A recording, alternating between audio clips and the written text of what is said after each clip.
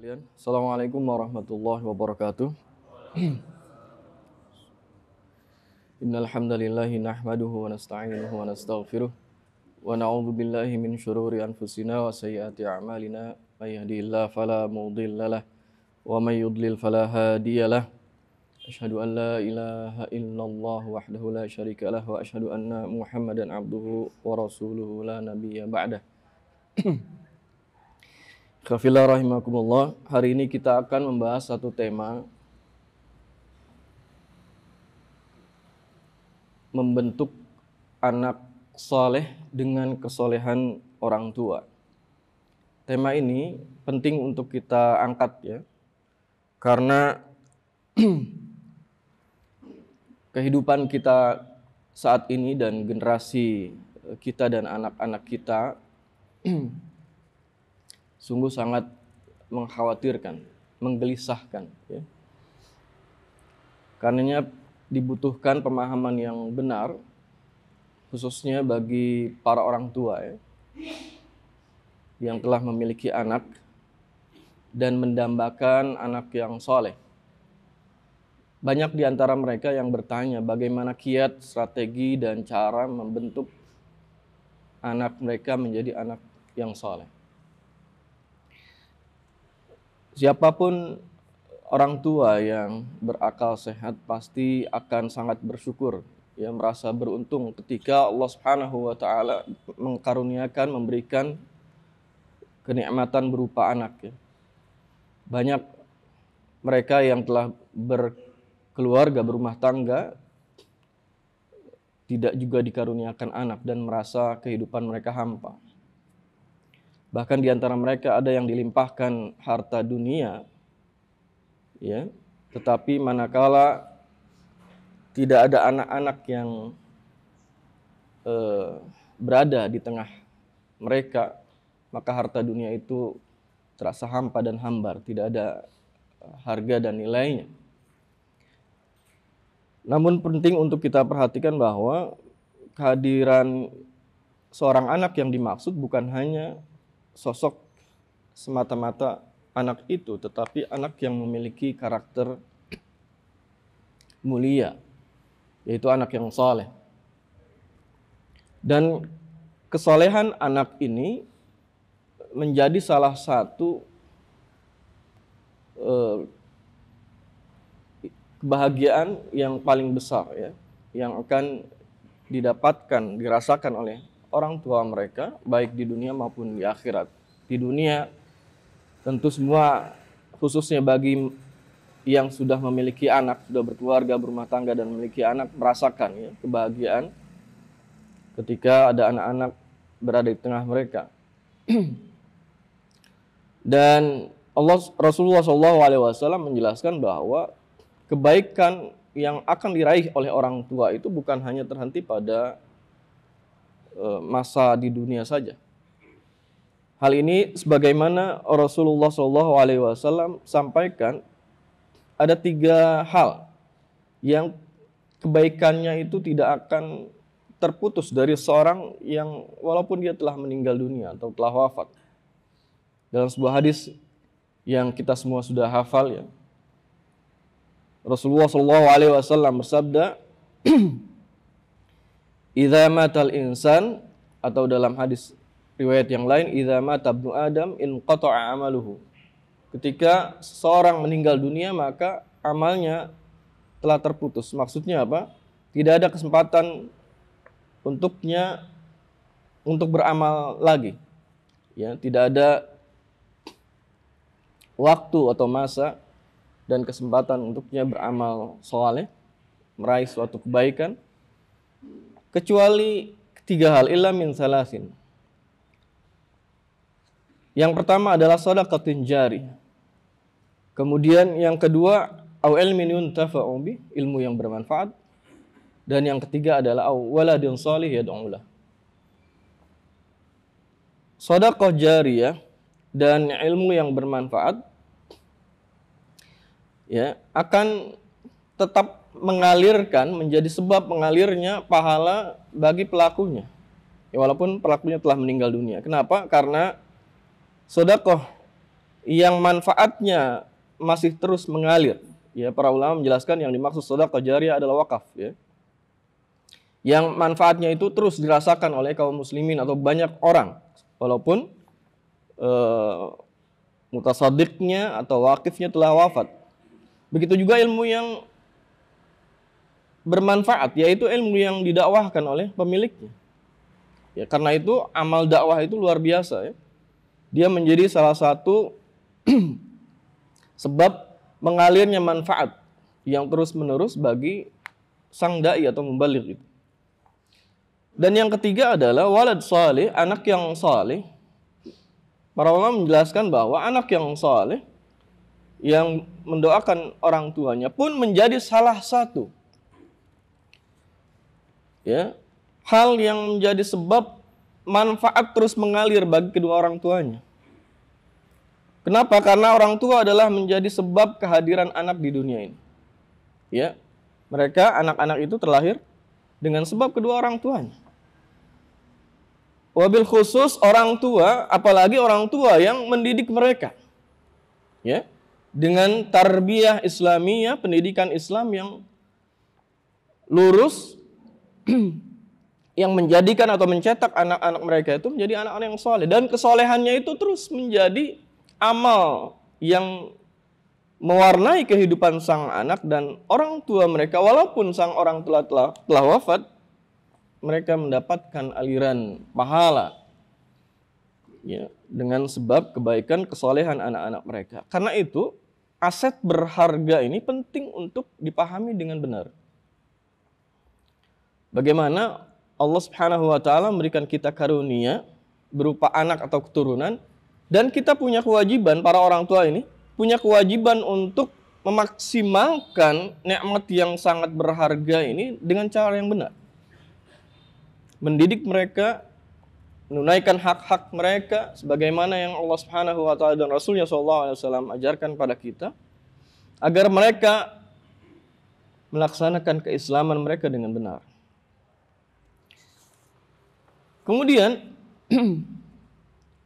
kesolehan anak ini pun, ya, di antara banyak nas yang menjelaskan bahwa kesolehan anak ini mengalirkan banyak manfaat untuk orang tua mereka. Di antaranya adalah hadis yang diriwayatkan oleh Imam Ahmad. Rasulullah SAW bersabda, Innallaha azza wa jalla la yarfa'ud darajata lil 'abdil salih fil jannah. Sungguhnya Allah Ta'ala akan mengangkat derajat seorang hamba yang salih di jannah, di surga nanti. Hamba ini terkaget-kaget dengan karunia Allah yang demikian besar. Ya, Allah angkat derajatnya dengan derajat yang tinggi di surga. Kemudian dia bertanya, fayaqulu ya Rabb, anna li hadhihi. Wahai Rabbku, bagaimana hal ini bisa terjadi padaku? Anna li hadhihi. Bagaimana ini bisa aku alami? Bisa terjadi pada diriku ini, ya Allah. Fayaqul, Allah Subhanahu wa taala menjawab, bistighfari waladikalak. Hal ini yaitu Allah Ta'ala meninggikan derajat hamba tadi, aku tinggikan derajatmu dikarenakan doa atau istighfar yang dipanjatkan anakmu. Jadi doa anak yang soleh, istighfar yang mereka panjatkan, ya, walaupun dalam doa-doa yang pendek ringkas yang kita semua sudah hafal itu, namun terkadang abaikan. Rabbighfirli wali walidayya warhamhuma kama rabbayani shaghira, singkat. Tetapi dengan sebab diantaranya doa-doa permohonan istighfar, ya, permohonan ampun yang dipanjatkan oleh sang anak yang saleh ini untuk kedua orang tua mereka, Allah Ta'ala kabulkan dan menjadi sebab ditinggikannya derajat sang orang tua. Karena itu ikhwah fillah rahimakumullah, menjadi penting bagi kita untuk memperhatikan bahwa membentuk anak yang saleh ini adalah tanggung jawab yang sangat besar yang kita pikul, ya, di pundak-pundak kita. Karena itu Allah Subhanahu wa taala dalam surat Tahrim memerintahkan kita, a'udzubillahi minasyaitonirrajim, ya ayyuhalladzina amanu qu anfusakum wa ahlikum nara wa quduhan nas wal hijarah ila akhir ayat. Wahai orang-orang yang beriman, jagalah diri kalian dan keluarga kalian dari api neraka. Ini banyak ya para ulama menjelaskan makna ayat ini, yang diantaranya misalnya ya Qatadah rahimahullah menjelaskan ketika menafsirkan ayat ini, beliau mengatakan bagaimana kita menjaga diri kita dan keluarga kita dari api neraka yang Allah Subhanahu wa taala perintahkan kita untuk melaksanakannya, yaitu ta'muruhum bi ta'atillah. Engkau hendaknya memerintahkan mereka untuk taat kepada Allah. Wa tanhahum an ma'siyatillah, dan mencegah mereka dari melakukan kemaksiatan kepada Allah. Wa an taquma 'alaihim bi amrillah, dan hendaknya engkau menerapkan perintah Allah kepada mereka. Wa ta'muruhum bihi wa tusa'iduhum 'alaihi, dan engkau perintahkan ya perintah Allah itu kepada mereka agar mereka laksanakan, dan kau bantu mereka melaksanakannya. Jadi ini penting ya. Pendidikan Islam itu ada perintah dan larangan.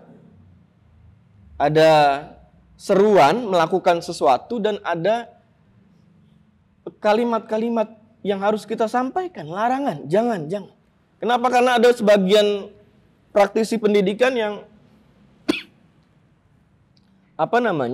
menganggap tidak boleh, mengatakan jangan, ya, melarang anak untuk melakukan ini dan itu, biar mereka melakukan kebebasan. Nah, ini bahaya ini. Justru sebaliknya di dalam Islam kita diajarkan, diperintahkan oleh Allah Subhanahu wa taala dan Rasulnya sallallahu alaihi wasallam agar menegakkan tarbiyah Islamiyah yang benar. Perintahkan anak-anak kebaikan dan larang mereka dari melakukan kemaksiatan.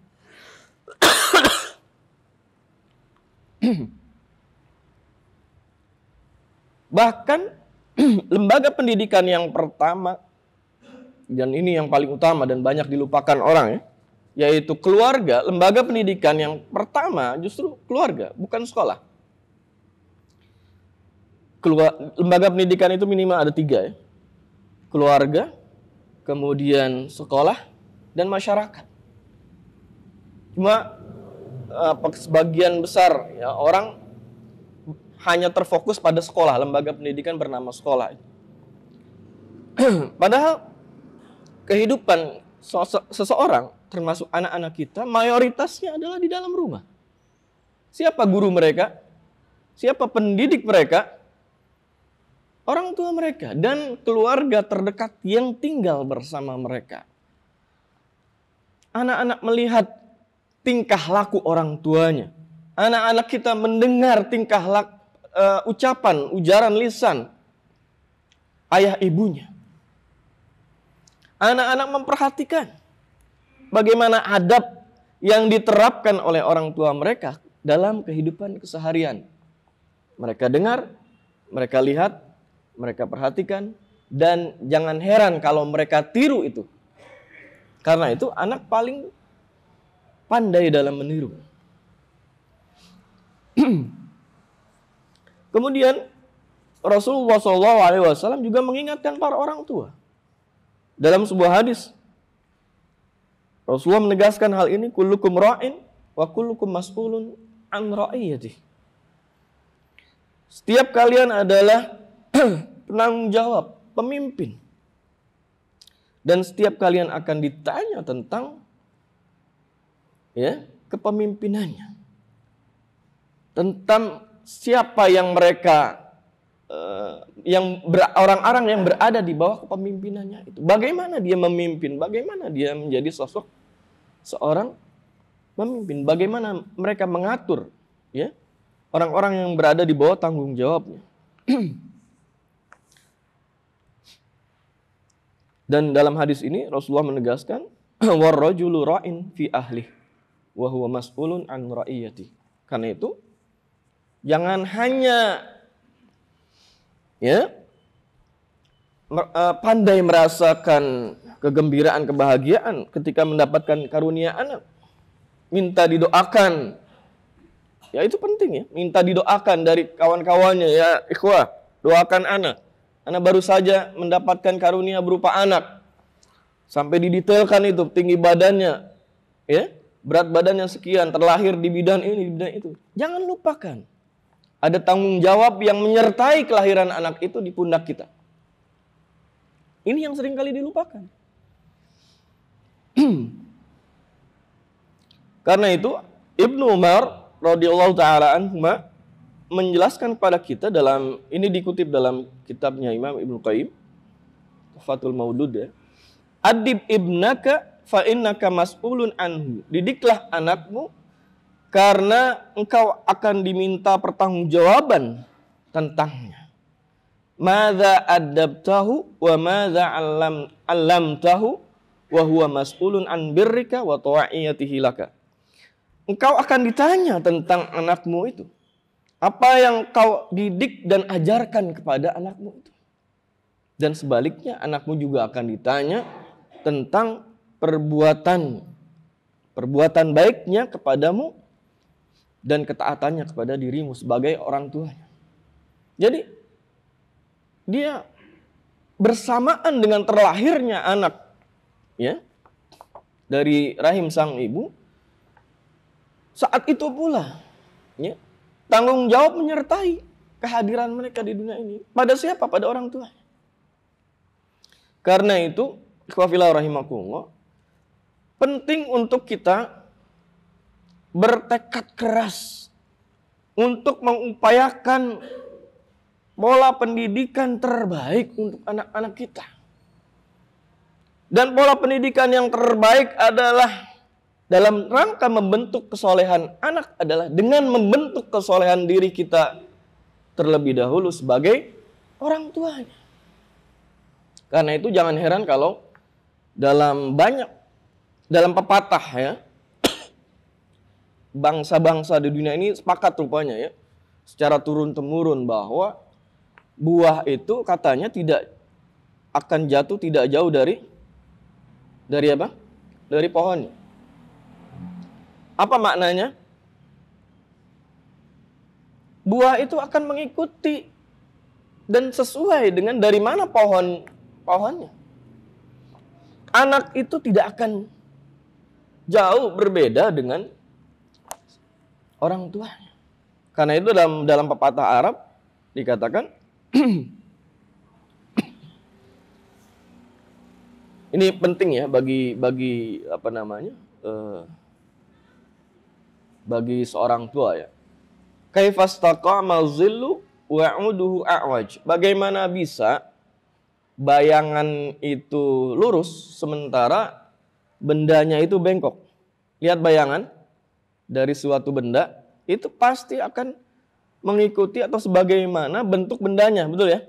Nggak mungkin bayangan itu bisa tegak lurus kalau bendanya itu bengkok. Itulah gambaran seorang anak. Nggak mungkin anak menjadi soleh dengan mudah begitu saja manakala sang bapak sebagai tonggaknya, sang orang tua sebagai pilar yang telah melahirkan mereka itu bengkok. Jadi jangan apa namanya? Bertamani ya, berharap tanpa karya, tanpa kerja keras memiliki anak yang soleh, tapi kita menempa diri untuk menjadi orang yang soleh, susahnya minta ampun begitu.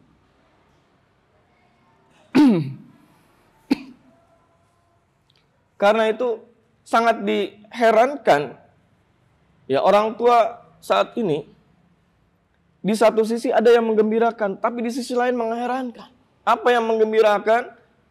Telah tumbuh kesadaran orang tua secara umum ya, ketika hadir sekolah-sekolah Islam dan sekolah-sekolah Islam yang berbentuk boarding school, pesantren. Kenapa? Karena lembaga pendidikan Islam yang terbaik itu harus diakui adalah pesantren.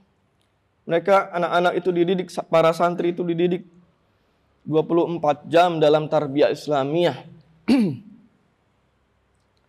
Kesadaran kaum muslimin telah tumbuh walaupun mereka sibuk berkarir di banyak instansi, ya, dalam pergulatan bisnis, tetapi nurani mereka tidak bisa dibohongi.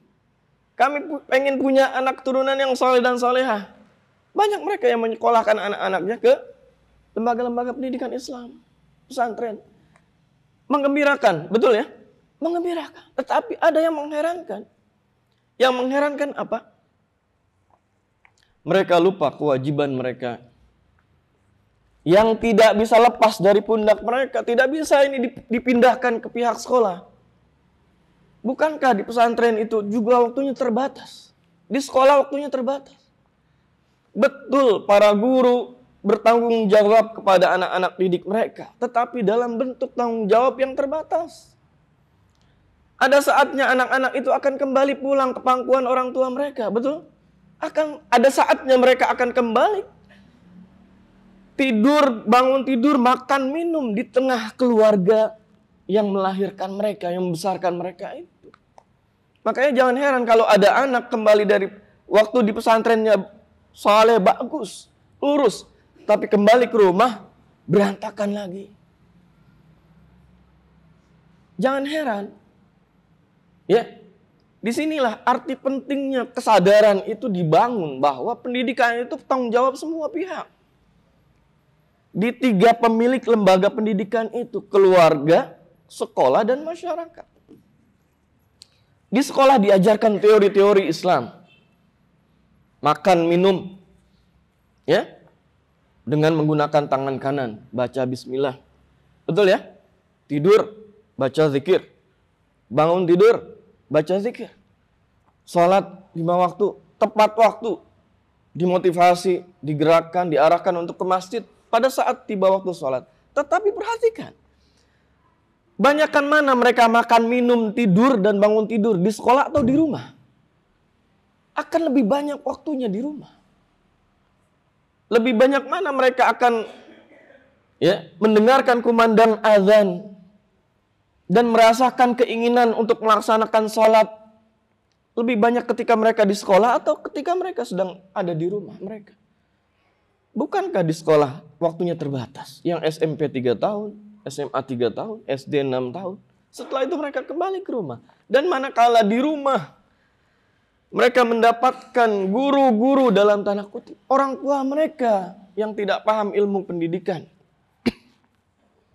dan tidak mau menjadi sosok-sosok teladan bagi anak-anak mereka, maka pendidikan itu akan buyar kembali. Pendidikan yang telah mereka dapatkan di sekolah Islam yang bagus, di lembaga pendidikan Islam yang bagus itu akan kembali berantakan. Inilah ikhwah fillah rahimakumullah, pentingnya menanamkan kesadaran pada diri kita, khususnya pada diri para orang tua, bahwa strategi terbesar untuk membentuk atau mencetak anak yang soleh adalah dengan membentuk kesolehan pribadi orang tuanya. Makanya jangan heran kalau para salafus saleh dahulu mereka sangat hati-hati dalam berperilaku. Ya, setiap perilaku mereka pikirkan terlebih dahulu. Jangan sampai ini menjadi sebab, ya, jangan sampai mereka terjatuh pada suatu keburukan atau kemaksiatan dan itu menjadi sebab keburukan yang dilakukan oleh anak-anak mereka. Dan diantara mereka banyak ya yang dikutip dari mereka qaul-qaul yang mulia ya. Ada salah seorang saleh dikatakan ya bunayya, dia mengatakan bahwa ya bunayya inni la astaghfiru minas salati li ajlik, wahai anakku, sungguh aku memperbanyak salat adalah untukmu. Maksudnya apa? Li ajlik, agar dengan harapan Allah akan menjagamu. Ini maksudnya. Aku memperbanyak salat ini karena teringat dan termotivasi dengan harapan Allah Subhanahu wa taala akan menjagamu. Inilah kenapa ya Di dalam surah Al-Kahfi Allah Subhanahu wa taala mengabadikan kesolehan orang tua itu akan Allah jadikan sebab dijaganya anak dan keturunan mereka. Dalam surah Al-Kahfi ya. Ya, dalam surah Al-Kahfi ayat ke-82 Allah taala berfirman, "Wa ammal jidaru fakana li ghulamaini yatimaini fil Madinah wa kana tahtahu kanzul lahumā wa kana abuhuma shaliha." Dinding rumah itu adalah milik dua anak yatim di kota itu dan di bawahnya ada harta yang tersimpan bagi mereka. Wa kana abuhuma shaliha. Imam Ibnu Katsir menjelaskan, wa kana abuhuma shaliha, ayah mereka ini orang yang saleh. Abu mereka ini orang yang saleh. Imam Ibnu Katsir meriwayatkan bahwa yang dimaksud ayah mereka wa kana abuhuma shaliha adalah kakek mereka yang ketujuh. Kakek mereka dua anak yatim ini yang ketujuh. Antum baca dalam tafsir Ibnu Katsir. Allah Subhanahu wa taala sedemikian rupa menjaga bahwa asar atau pengaruh kesalehan seorang mukmin itu berbekas untuk anak mereka dan keturunannya. Sampai dua anak yatim itu ya akhirnya mendapatkan karunia yang sangat besar, yaitu dengan menemukan harta terpendam berupa warisan yang mereka dapatkan sebagaimana Allah kabarkan dalam surah Al-Kahfi. Karena itu ikhwah fillah rahimakumullah, ingatlah bahwa sebagai orang tua, kita telah memiliki tanggung jawab yang besar yang harus kita tunaikan, dan gerak-gerik kita menjadi ladang yang dengannya kita menanam. Ya, gerak tingkah laku kita ini akan menjadi ladang yang kita tanam. Apakah kita tanam dengan bibit unggul berupa kebaikan dan kesalehan itu, atau dengan bibit yang rusak, ya, yang akan melahirkan kerusakan? Mana yang akan kita tanam? Jawabannya ada pada diri kita masing-masing. Karena itu penting bagi kita untuk merenungkan ya setiap langkah kaki kita, setiap ujaran lisan kita, setiap perilaku kita, bagaimana ibadah kita, bagaimana ketaatan kita, ketakwaan kita kepada Allah Subhanahu wa taala, akankah kita tingkatkan terus-menerus atau kita menjadi orang yang merugi? Wallahu a'lam bishawab. Ini barangkali khofillah rahimakumullah yang bisa kita kaji dan bahas. Strategi membentuk anak soleh dengan kesolehan kedua orang tua. Wassallallahu ala nabiyina Muhammad wa ala alihi washabbihi wasallam. Subhanakallahumma wa bihamdik, asyhadu an la ilaha illa anta astaghfiruka wa atubu ilaik.